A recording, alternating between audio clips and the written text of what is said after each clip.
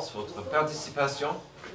Ça fait du bien de pouvoir chanter ensemble, en famille pour la gloire de Dieu, puis de bien sûr ouvrir les pages de la Bible pour voir ce que Dieu a pour nous aujourd'hui. Alors on continue bien sûr dans notre nouvelle série « Ayez confiance ». Donc on est à 1 Thessaloniciens. Aujourd'hui on continue dans le 12e chapitre, les versets 7 à 12, avec ce regard sur cette église que Paul a fondée, et puis il devait écrire cette lettre, ou les deux lettres, pour encourager ces gens à continuer de rester fidèles, rester avec une passion correcte pour le Seigneur.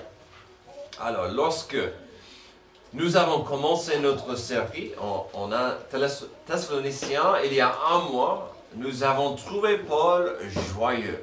Il était encourageant, plein de grâce et très très gracieux. L'amour qu'il avait pour l'Église est évident dans ses premières pages, dans ses premiers paragraphes, au début de sa lettre. Cet amour en question se manifeste plutôt au début en affection. C'est clair qu'il est vraiment ravi de pouvoir écrire à ces gens. Aujourd'hui, quand on continue de voir ce qu'il a écrit, on verra certainement son amour pour cette Église. Mais l'amour exprimé sera très précis, assez unique. Il sera l'amour parental envers un enfant. Donc aujourd'hui, on verra l'amour, mais très précis, l'amour d'un parent. Oui, d'un père. Alors pour des parents présents ce matin, vous savez qu'un tel amour n'est pas toujours facile à expliquer ou exprimer. Ça vient naturellement, il n'y a pas un amour pareil à cet amour d'un parent pour son enfant. Ça ferait des gens des protecteurs, des gardiens, des super-héros. Et parfois il le faut parce que ce n'est pas facile d'être un parent. Je dis souvent, il n'y a pas une responsabilité plus lourde, mais aussi plus enrichissante que d'être un parent. Et donc, ce n'est pas toujours facile à expliquer, mais les parents comprennent cette notion de cet amour qui est très très puissant. Avant de parler plus d'un tel amour, j'aimerais que nous regardions deux petites vidéos qui vont nous montrer deux extrêmes qu'on peut trouver dans la nature vis-à-vis des animaux. Donc, ce n'est pas forcément l'amour, mais quand même, on verra quelques valeurs que des parents auront envers leurs petits. Normalement. Alors, comment certaines espèces se comportent ou agissent par rapport à leur bébé. Heureusement, notre première vidéo n'est pas comment la plupart de nature se comporte avec les petits.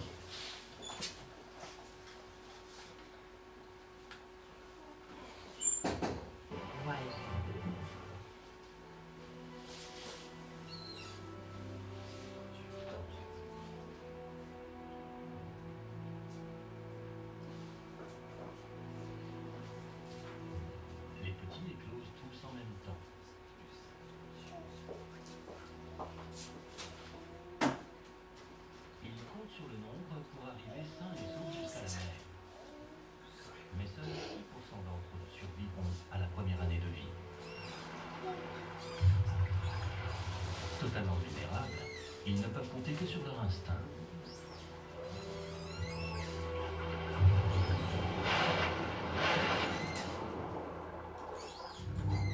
Très tôt, les tortues parviennent à nager avec une maîtrise inégalée chez les autres espèces.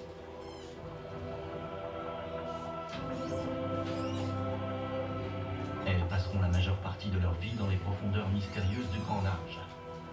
Elles pourront atteindre près de 20 000 fois leur poids à l'âge adulte.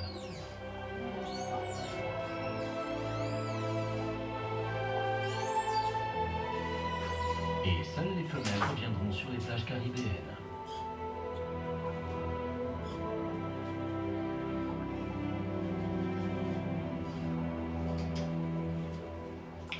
Alors, heureusement, ça c'est pas comment la plupart des mamans prend soin des nouveau-nés. Alors là, il n'y a pas de défense. ils sont pondus, les œufs laissés par hasard, et c'est juste une question de mathématiques. Pour 100 petits bébés, une vingtaine va arriver, peut-être une vingtaine. C'est une question juste de chiffres. Heureusement, ça c'est un extrême. C'est vraiment pas comment la plupart. Et vous le savez, on a tous vu des mamans dans la nature. On peut avoir des chiens ou des chats ou des oiseaux. Quand ça devient une mère, alors ça change, l'attitude devient bien plus défensive.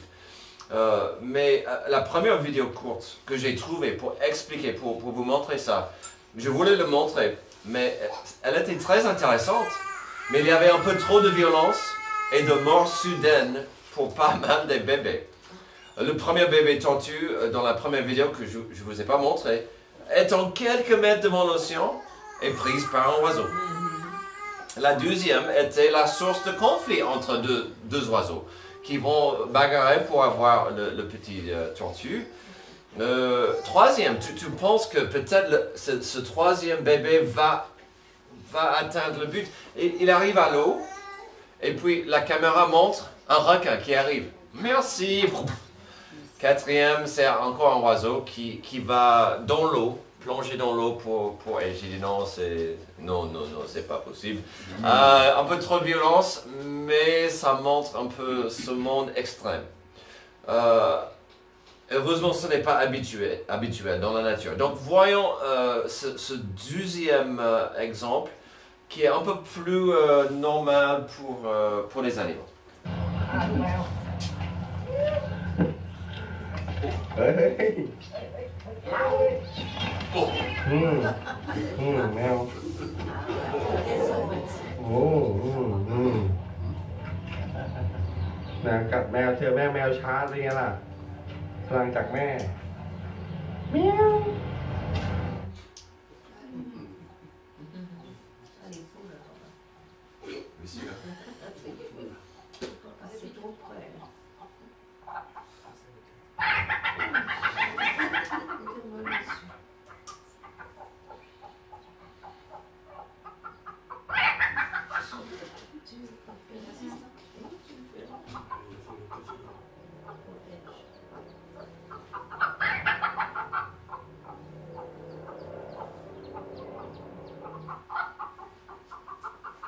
Ok, bon, vous avez compris, ça c'est un peu plus normal dans la nature pour des mères, d'avoir cette protection. Et même, il y a des histoires des mamans humaines, des femmes qui peuvent soulever des choses incroyables si bébé est coincé, ou peuvent s'attaquer aux gens s'ils sont vraiment une menace. Donc, et puis la Bible en parle. La Bible parle, Amy m'a dit, mais tu ne vas pas montrer une vidéo d'un ours, une maman qui protège, et ils disent, faites gaffe dans la nature, si un ours a même pas, beaucoup d'animaux, s'ils ont des bébés, ils deviendront très très féroces pour défendre leurs enfants, leurs petits. Alors la semaine dernière, c'était clair que dans les 6 premiers versets, de chapitre 2, Paul était sous attaque, il avait des gens qui l'accusaient d'être un manipulateur. Il devait se défendre en disant ce qu'il a fait, ce qu'il n'a pas fait, quelle était sa motivation, voilà, il devait vraiment se défendre et il a expliqué ces choses. Aujourd'hui, il continuera sa propre défense avec une stratégie claire. Il va leur rappeler qu'il est pour eux un père. L'équipe qui a lancé l'église à Thessalonique était pour eux des parents. Comme j'ai dit tout à l'heure, l'amour d'un parent devrait être à la fois profond, puissant et bien sûr va chercher le meilleur pour ses enfants. Cet amour ne sera pas toujours compris par l'enfant. Encore, je reviens, mes enfants, quand ils étaient bébés, ne pouvaient pas comprendre quand le bébé avait mal, que tu passais peut-être des heures au milieu de la nuit en disant « ça va aller ». ou quand l'enfant avait mal, de dire ça va aller. Et tu perds du sommeil, tu es fatigué. L'enfant ne va pas comprendre cet amour. Plus tard, quand l'enfant fait mal, il a un bobo, il va oublier peut-être le bobo, il va oublier que le souci que ça a fait pour le parent. C'est pas grave. À un stade, un petit ne va pas comprendre l'amour. Donc, peut-être un jour, il pourrait comprendre.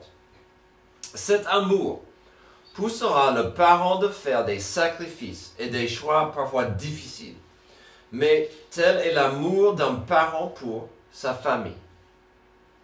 Si jamais l'Église à Thessalonique doutait des motivations de Paul, nous verrons aujourd'hui qu'il devait réfléchir et apprendre l'importance de l'amour parental. L'amour n'est pas magique, alors parfois on veut le penser. L'amour n'est pas magique, mais avec l'aide de Dieu, il peut transformer des vies. Alors, voyons comment. Pour ces enfants, l'amour parental fera son mieux afin de fournir quelques bases fondamentales. D'accord? Donc, l'amour va fournir quelques bases fondamentales. Verset 7. Mais nous avons été pleins de bienveillance au milieu de vous, de même qu'une mère prend un tendre soin de ses enfants. Nous aurions voulu, dans notre vive affection pour vous, non seulement vous donner l'évangile de Dieu, mais encore notre propre vie, tant que vous nous étiez devenus chers. Donc on voit deux choses fondamentales dans ce passage qu'ils étaient prêts à donner, voulaient donner. Nous allons beaucoup parler de cet amour parental. Bien sûr, on devrait identifier, nous, l'amour parental que Dieu a pour nous. D'accord? Donc, aujourd'hui, on peut. Je vous invite à penser à l'amour parental que Dieu le Père a pour nous. Puis, bien sûr, aujourd'hui, on devrait identifier comment on peut engager ou apprécier l'amour parental qui existe dans une église, mais aussi sous le toit de nos foyers. Donc, aujourd'hui, il y aura beaucoup d'applications pratiques dans notre message. J'espère que vous allez mieux apprécier l'amour de Dieu pour vous en tant que Père, mais aussi vous pouvez prendre ces notions, ces valeurs pour dire « Ah, donc j'aimerais voir cet amour sous mon toit, dans mon foyer, à mon église, pour mieux apprécier cet amour. » Donc, qu'avons-nous au niveau des bases fondamentales dans notre passage? D'abord, il y a la notion de bienveillance parentale que l'on voit au verset 7. Il a dit, « Nous avons été pleins de bienveillance au milieu de vous. » Donc, la gentillesse, le soin, il n'est pas méchant, mais il y a cette bienveillance. Je ne suis pas là aujourd'hui afin de critiquer des parents absents ou des mauvais parents ou des parents distants. Mais on est tous d'accord qu'en principe, un parent serait, et j'utilise ces mots, plein de bienveillance.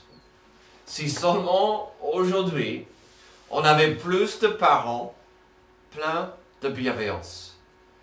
Si seulement vous auriez pu entendre quelques histoires qu'on a entendues hier à la réunion des hommes. L'absence, parfois le manque de bienveillance, l'absence d'amour que Dieu a utilisé un jour pour changer les vies. Mais c'est triste, on vit dans un monde maudit par un manque de bienveillance. C'est triste, mais c'est comme ça. On a besoin de ça. On est tous d'accord que c'est important. Et bien sûr, l'application pratique d'une telle bienveillance sera, encore ces mots, un tendre soin. Un tendre soin. La bienveillance va prendre soin des petits. Un soin tendre aura l'air différent selon l'âge de l'enfant et la situation. Un tendre soin d'un petit qui porte une couche remplie est différent qu'un enfant qui revient un peu avec le cœur brisé car un tel l'a insulté. Le soin tendre sera différent pour un ado qui dit mais j'ai raté ça et ma vie est en ruine. Donc c'est clair que selon l'âge, le tendre soin va changer. Mais c'est important si on est bienveillant. Ensuite, sous cette rubrique de fournir ce qui compte vraiment, nous avons le verset 8 qui contient le poids et le trésor de notre premier point. Il y a deux choses fondamentales ici. La première étant l'évangile. Récemment, on parle beaucoup de l'évangile. C'est quoi l'évangile? L'évangile veut dire la bonne nouvelle. Et Paul a dit, il fallait qu'on vous donne l'évangile. L'évangile, c'est la bonne nouvelle que Dieu, dans sa justice et dans son amour, nous a donné son Fils. Et c'est Jésus qui a pris la punition et la justice à notre place.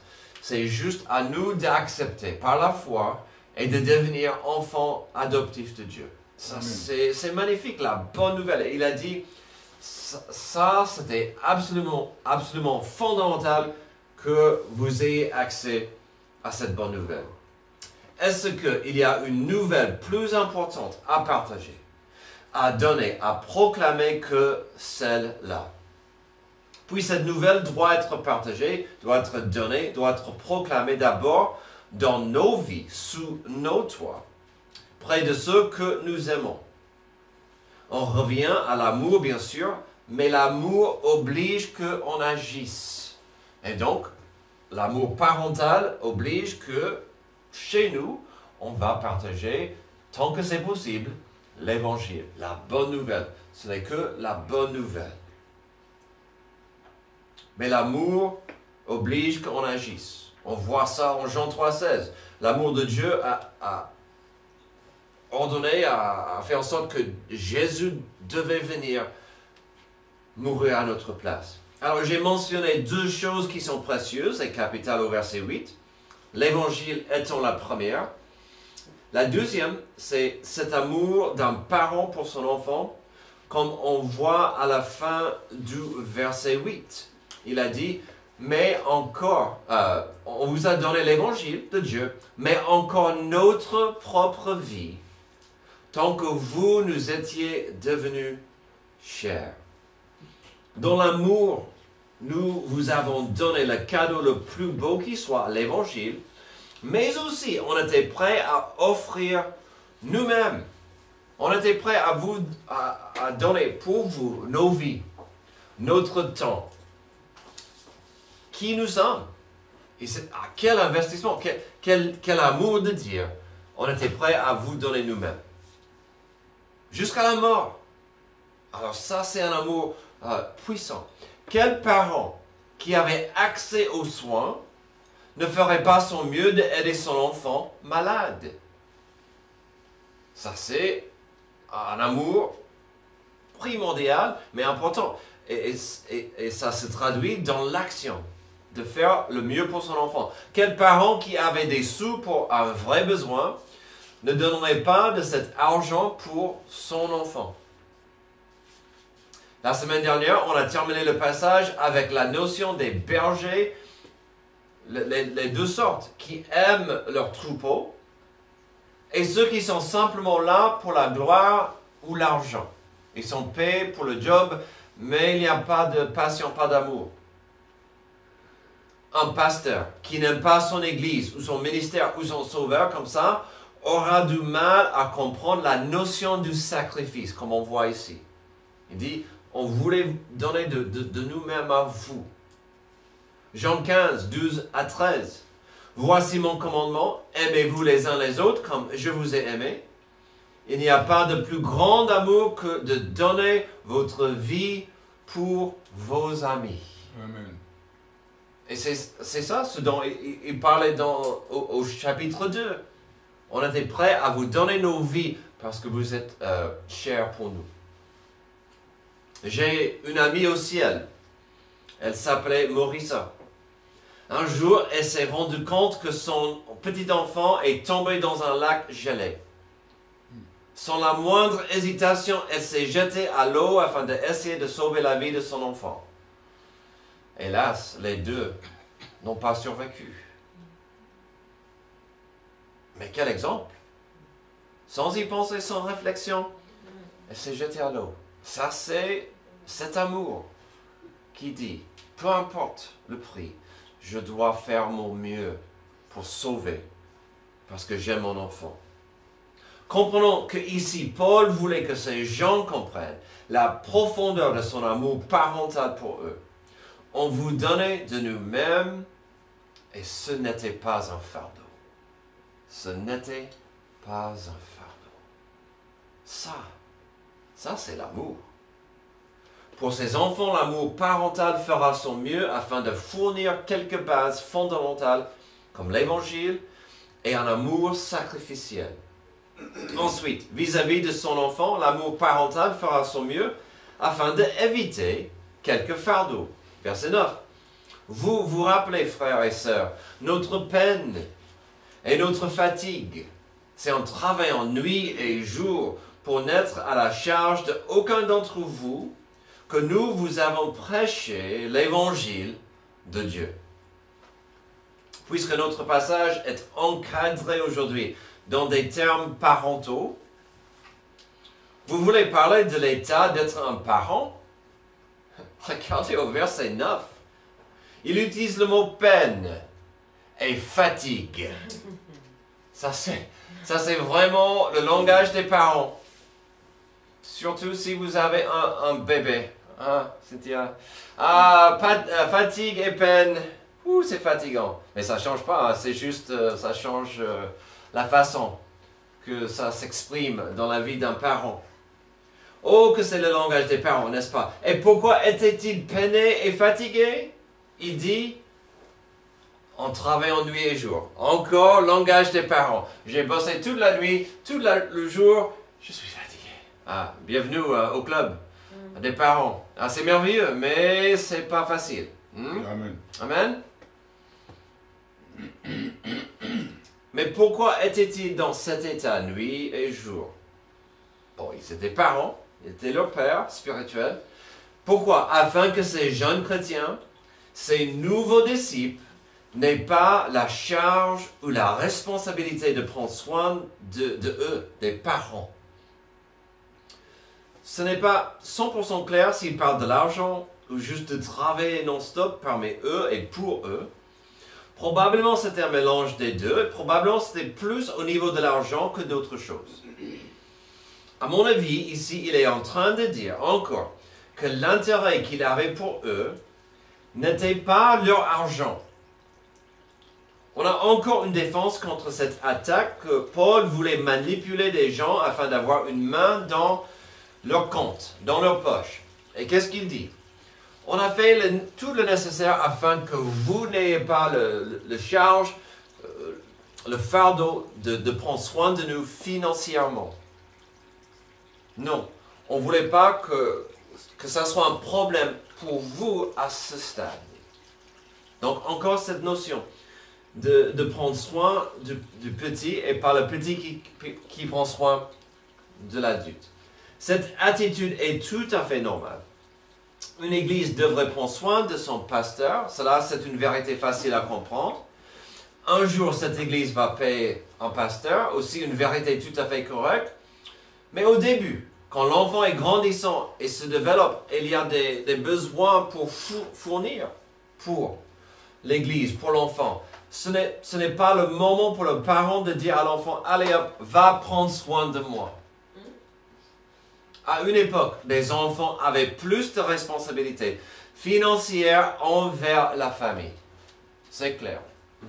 Et quand j'écoute ma mère qui parle de son enfance sur la ferme, elle est née à la ferme, elle a grandi à la ferme. Quand j'écoute ces histoires, tout ce qu'elle devait faire avant d'aller à l'école et quand elle rentrait, c'est incroyable. À une époque,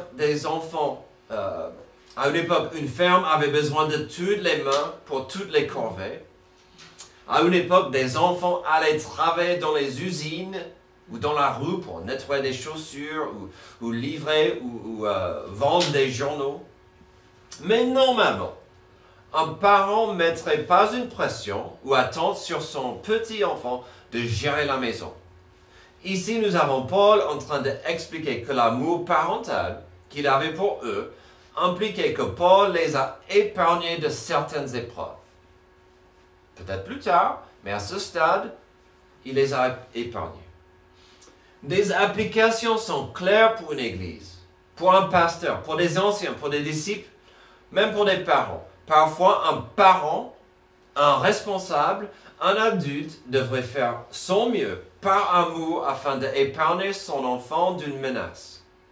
Cela implique parfois d'utiliser le mot « no ». Amen. C'est important qu'un parent utilise le mot « no » et que ça soit compréhensible et constant. Donc le mot « no » parfois. Cela implique parfois de mettre des limites aux écrans. Amen. Peut-être aux certains gens. Des limites sont importantes. Aux achats, aux dépenses parfois. Non chéris, on ne va pas acheter ça aujourd'hui, ni demain. Cela implique parfois que l'adulte doit agir comme tel et de ne pas laisser l'enfant décider, car ce n'est pas sa place. Amen. Et donc, il est important pour un parent d'agir comme tel. Et parfois, ça veut dire de partager, expliquer, proclamer l'Évangile, mais aussi d'épargner ses enfants de certaines menaces. Alors, nous avons vu deux choses déjà, deux choses qui vont main à main. Pour l'amour de son enfant, dans une main, on a vu la notion de fournir. Dans l'autre, la notion d'épargner. Donc, c'est tout à fait normal et correct qu'un parent va fournir, mais aussi épargner et dire non. Attention. Pourquoi? Ça, c'est la suite. L'amour parental fera son mieux afin de voir son enfant fleurir. Verset 10. Vous en êtes témoins, et Dieu l'est aussi. Nous sommes comportés envers vous qui croyez d'une manière sainte, juste et irréprochable. Vous savez aussi que nous avons été pour chacun de vous ce qu'un père est pour ses enfants. Nous vous avons encouragé, réconforté et supplié de marcher d'une manière digne de Dieu qui vous appelle à son royaume et à sa gloire.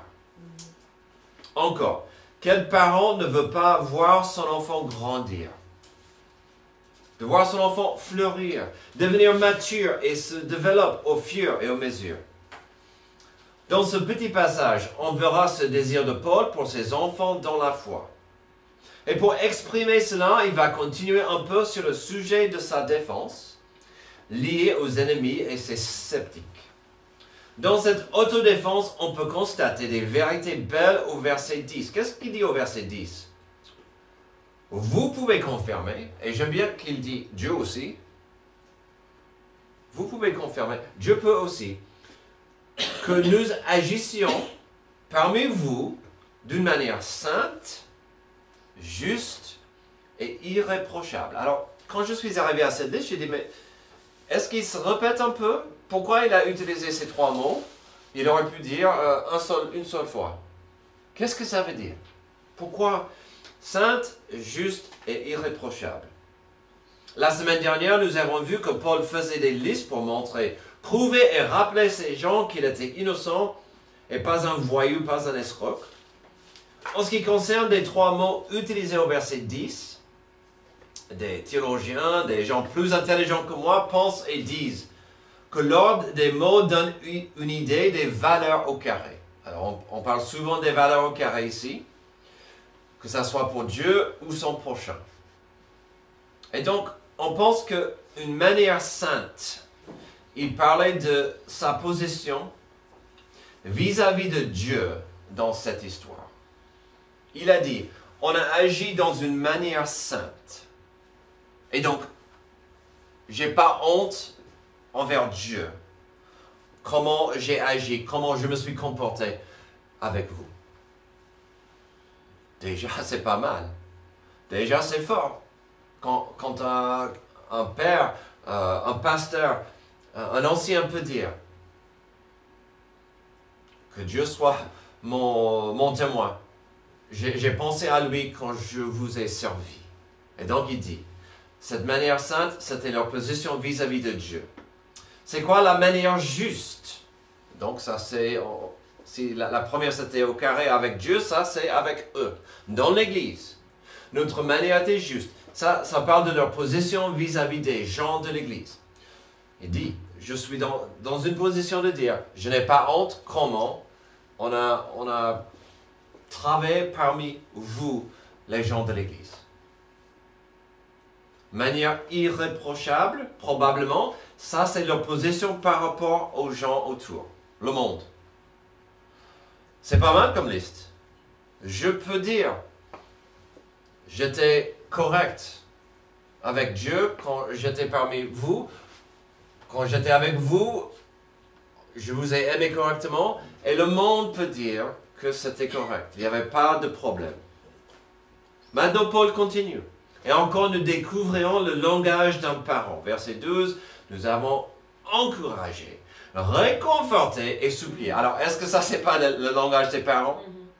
Encourager, réconforter, supplier.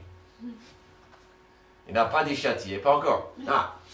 De faire quoi? De marcher d'une manière digne de Dieu qui vous appelle à son royaume et à sa gloire. Alors, encore une liste, une belle liste. On vous a encouragé. Ce mot donne l'idée d'inviter la personne à venir. J'ai bien apprécié quand j'ai dit, encore, pourquoi ces mots? Pourquoi il a choisi ces mots? Il dit, on vous a encouragé. C'est la notion de dire, viens. Dans l'encouragement, dans l'amour, viens me voir. Quel parent n'a pas dit à un petit, viens. Tu es troublé, tu es en colère, tu es blessé, viens. Et quand on est petit et on est blessé, qu'est-ce qu'on veut? Les bras de maman, les bras de papa, mais souvent maman. Et qu'est-ce qu'il dit? Viens, viens. Ça montre une intimité d'un parent vers un enfant. Réconforter. On vous a réconforté. Ça, c'est la notion de réconfort pour quelqu'un souffrant. Vraiment, maintenant, on a la personne qui est découragée, triste, complètement épuisée. Et qu'est-ce qu'il dit? Dans ces cas, on était là, je suis là pour vous réconforter, parce que je comprends. La vie n'est pas facile, les épreuves viendront. Dans ces cas, dans tes peines, je suis là pour te réconforter. On vous a réconforté. Et puis, supplier. Encore, ce langage des parents. On vous a supplié. Ça, c'est une exhortation d'agir. Au fur et à mesure, cette valeur devient très, très importante pour un parent.